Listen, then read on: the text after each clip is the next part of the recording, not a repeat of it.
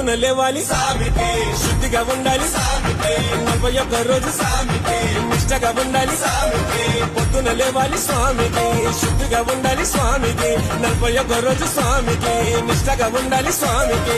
ఏమేమి కావాలి స్వామికి, దీపాలు ధూపాలు స్వామికి, పూజలు చేయాలి స్వామికి, సేవలు చేయాలి స్వామికి, తిరుముడిని ఎత్తుకోవాలి, మంచిని పెట్టను ఎక్కాలి, అయ్యప్ప స్వామిని చూడాలి, నీ అభిషేకము చెయ్యాలి.